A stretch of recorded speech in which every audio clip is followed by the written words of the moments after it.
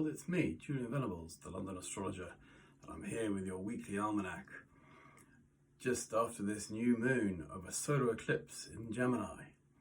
This week we have the eclipse, and Mercury retrograde is still going on in Gemini. Also, Mars enters Leo, where it will stay for 6 weeks. On Saturday, Venus makes a nice sextile to Uranus and also makes a quincunx to Saturn. And I'll talk about that because that highlights the upcoming Saturn-Uranus square. On Sunday, the 13th of June, the Sun will square Neptune, and on Monday, the 14th of June, is the big one, Saturn square Uranus. So, the eclipse has just happened, and where are we at? Or where are you at? Or what is beginning in your life right now? The eclipse season is an ongoing thing. You know, there's changes around, there's new directions to follow, new pathways opening up, new portals, new possibilities, quantum pathways, many choices, and particularly with Mercury and Gemini, making many, many thoughts and many, many choices. I mean, maybe even too many to think about. But, you know, and flitting from one to the other is very possible. So the idea at the moment with Mercury retrograde and making squares to Neptune throughout the whole of this cycle of the month of June and even into July, we've got a sense of dreams, idealism, the big bubble to pop, you know, but lots of chit chat, lots of gossip, lots of maybe this, maybe that. And in a way, you know, clarity, of course, will be finding that right direction.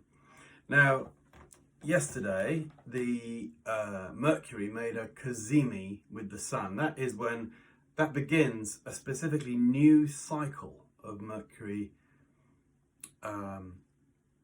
when Mercury goes exactly in line with the Sun. It's actually like a reset. And what it's now doing is new information is coming through, new ideas, new conceptual stuff. And Mercury will continue its retrograde, and it will come back to the 19th degree of Gemini, which is where the cazimi was yesterday. It will come back to that on July the 2nd. July the 1st, July the 2nd. So this is going to be the key eclipse triggering date, July the 2nd. So everything that's going on now, lots of things happening, you know, but then there'll be a moment, and that moment will be quite interesting because that is when you'll really see that pathway open up. So keep that in your diary.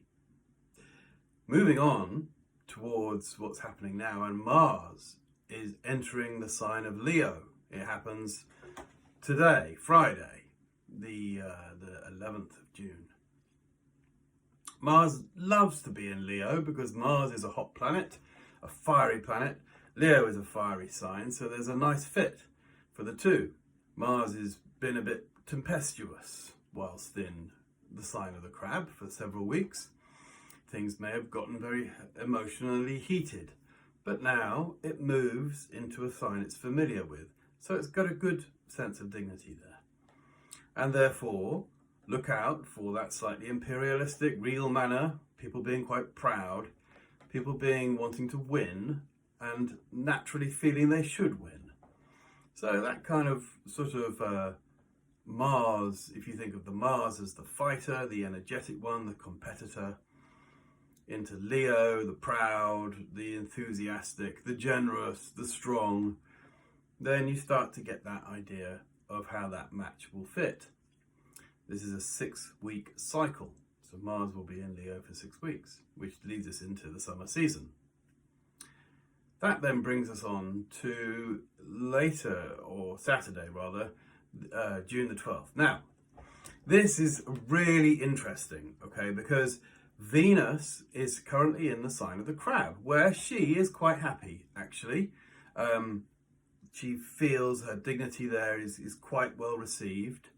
So Venus is quite chill in the Crab, It's nice to get nice feelings. It's nice to feel sentimental. It's nice to be nurtured.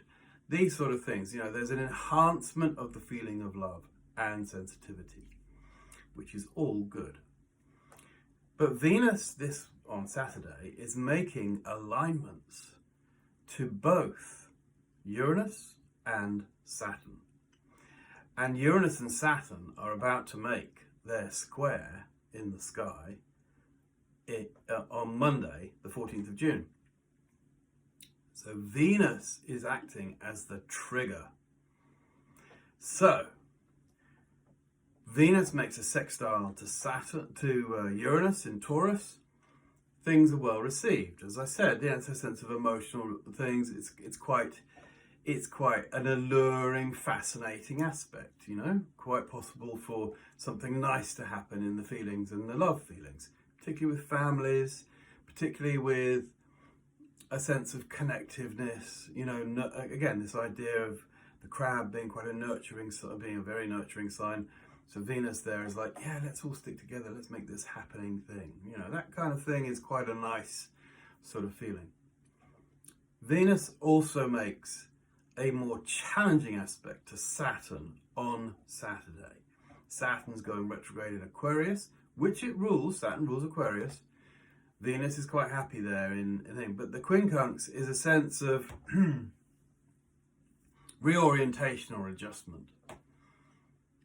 So good feelings amongst families, reorienting towards whatever lesson Saturn is teaching you. Okay, so Saturn is about commitment, duty, and obligation. So there's something there that's saying, well, you know, can you adjust to fit better within a context? I don't know, think about that. The point being here is that Venus is the planet of love and relationships, the planet of values and self-worth, and it is the one that is triggering the Saturn square Uranus, which is when technological change, rebellion, shifting the systems, shifting the structures is all happening. So there's quite a lot going on there that needs to, you know, think about how relationships are causing you to rebel. Or can you shift your attitude towards relationships so that you incorporate them more without maybe alienating certain people? So, leading up further into the weekend, we also have the Sun making one of its annual squares to Neptune. This makes things very kind of dreamy, visionary, illusory, so be wary of that. It's quite nice just to sit back and relax and let the light play on your eyes, as you know, like let the sunlight kind of make patterns, or just enjoy, you know, summer sunshine, and you know, don't put stresses on yourself too much. Don't dream too hard, but just have an awareness that it is a dreamy day, and therefore easy to be taken off down, what should we say, down the yellow brick road or something. The difference is between ideals and reality comes back after the Sun's moved away from Neptune. So,